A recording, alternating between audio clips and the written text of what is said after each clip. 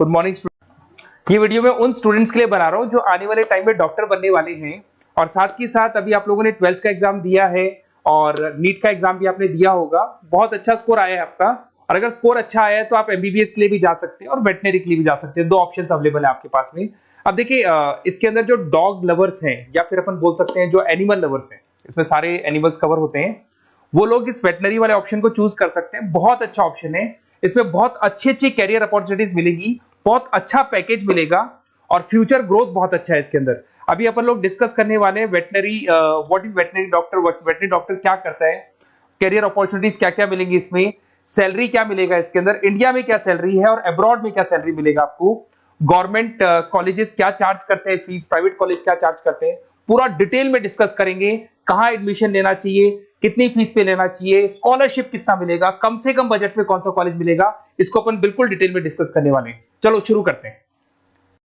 अब देखिए एक वेटनरी डॉक्टर करता है क्या, what the veterinary doctor will do. तो वेटनरी डॉक्टर बहुत सारे काम करता है, डायग्नोस्टिक का काम है, उसका ट्रीटमेंट का काम है, सर्जरी का काम है, प्रिवेंशन क्योर का काम है, इमरजेंसी केयर के लिए आपका जो एनिमल वेलफेयर हो गया, क्लाइंट एजुकेशन हो गया, ये सारे काम को करता है। जैसे अगर अपन डायग्नोस्टिक की बात करें तो एनिमल्स का एग्जामिनेशन करना है, उसका एक्सरे करना है, ब्लड टेस्ट करना है, उसमें वो काम करेगा।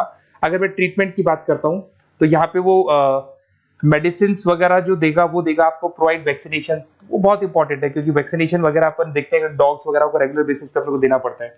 सर्जरीज हो गई, जैसे रूटीन सर्जरीज, कॉम्प्लेक्स सर्जरीज, ये सारे काम वो करेगा। उसके बाद प्रिवेंटिंग क्योर, वैक्सीनेशन वगैरह हो गया। उसके बाद में इमरजेंसी केयर के लिए वो जो काम करेगा, जैसे इमरजेंसी केयर में किसी को किसी एनिमल को कोई प्रॉब्लम आ गया तो उसका लाइफ सेविंग कैसे करना है, इमरजेंसी में कैसे लेना है उसको।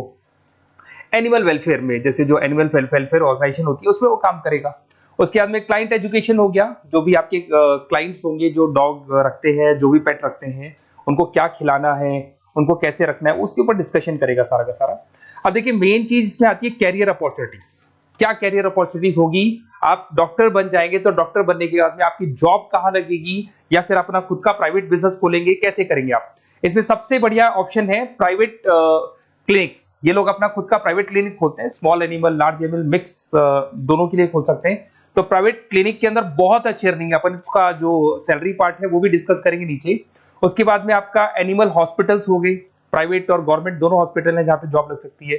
रिसर्च इंस्टीट्यूट्स हो गए जहां पे आपका जॉब लग सकता है, जैसे फार्मास्यूटिकल कंपनी हो गया, गवर्नमेंट एजेंसीज हो गया, यहाँ पे जॉब लग सकता है। उसके बाद में गवर्नमेंट एजेंसीज में public health agencies, department of agriculture, यहाँ आपका जॉब लग सकता है। कुछ लोग बोलते हैं जू हो गया, वाइल्ड लाइफ सेंचुरी हो गई, वहां आपका जॉब लग सकता है, जू, एक्वेरियम यहाँ पे लग सकता है, वाइल्ड लाइफ सेंचुरीज में लग सकता है।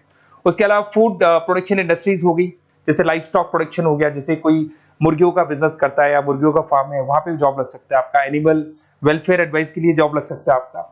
कुछ नॉन प्रॉफिट ऑर्गेनाइजेशन होती है जो एनिमल्स के लिए खुली हुई है और उनका ऑब्जेक्टिव होता है कि कोई भी अगर एनिमल के साथ कोई प्रॉब्लम है तो वो लोग सॉल्व करते हैं उसको, उसका कोई चार्ज नहीं है, वहां आपका जॉब लग सकता है। उसके बाद में पेट और फूड न्यूट्रिशन, क्या खिलाना है, जैसे आपने सुना होगा डॉग्स को पेडिग्री देते हैं अपन, वैसे कौन सी चीज खिलानी चाहिए, क्या नहीं खिलाना चाहिए, उसकी जो जितनी मेडिसिन बनेगी या जितने फूड बनेंगे वहां जॉब लग सकता है आपका।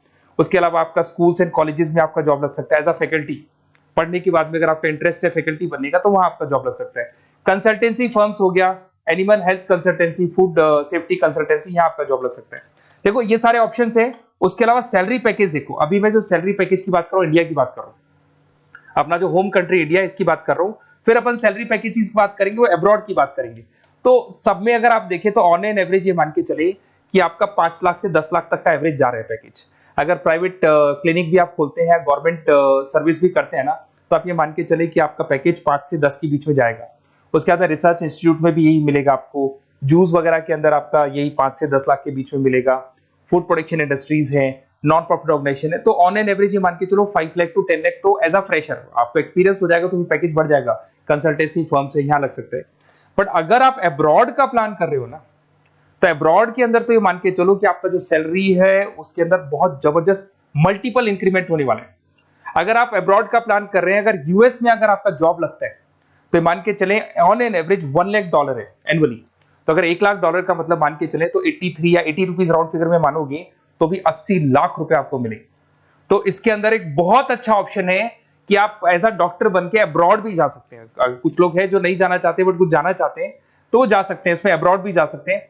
उसमें यूएस है, यूके है, ऑस्ट्रेलिया है, कनाडा है, जर्मनी है, बाकी और बहुत सारी कंट्रीज है जहां पे बहुत अच्छे अच्छे जॉब लगेंगे। ऑन एवरेज मान के चलो 80 लाख, 70-80 लाख रुपए आपको साल के मिल जाएंगे। ये सारे ऑप्शंस हैं। अब मेन चीज पे आते हैं। देखो सीधी सी बात है, अगर इसको करना है तो उसको करने के लिए नीट में स्कोर कितना चाहिए, गवर्नमेंट कॉलेज क्या मांगेगा, प्राइवेट कॉलेज क्या मांगेगा। अगर मैं गवर्नमेंट कॉलेज की बात करता हूं तो नीट में मिनिमम 450 का मार्क्स चाहिए आपको। अगर नीट में 450 मार्क्स नहीं है, प्लस आपका 12th में 50% कंपल्सरी, फिजिक्स, केमिस्ट्री, बायो से होना चाहिए, 50% होना चाहिए, और साथ के साथ नीट के अंदर 450 मार्क्स चाहिए। 5.5 साल का कोर्स है। गवर्नमेंट कॉलेज में अगर आपको मिल जाता है तो सबसे फर्स्ट ऑप्शन यही रखेंगे आप।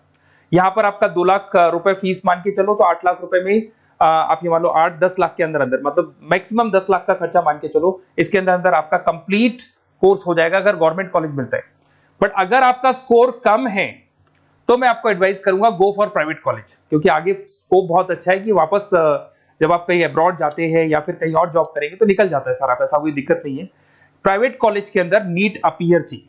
अगर आपका स्कोर कम भी है तो भी चलेगा, नीट अपीयर है तो भी चलेगा।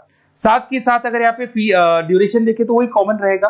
बट प्राइवेट कॉलेज में फीस बहुत हाई है। देखो आप 5.5 से लेके 7 लाख पर एनम मान के चलो तो पूरी फीस मान लो कम से कम 30-35 लाख के आसपास फीस बैठती है आपकी।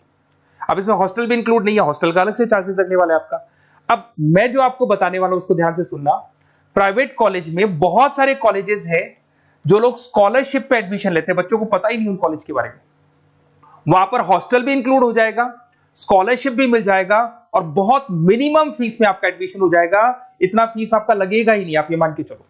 तो उन सारे कॉलेजेस का अपन डिटेल में डिस्कस करेंगे। मेरा नंबर आप लोग के पास है, इस पे जैसे आप कॉल करेंगे तो या तो मैं रिसीव कर लूंगा, अगर मैं रिसीव नहीं करूं तो आप मेरे को मैसेज डाल के छोड़ना, मैं हाथों हाथ डिटेल, मेरे जो डिटेल काउंसलर्स हैं उनसे मैं बात करा दूंगा, वो आपको डिटेल में सारा डिस्कस करेंगे।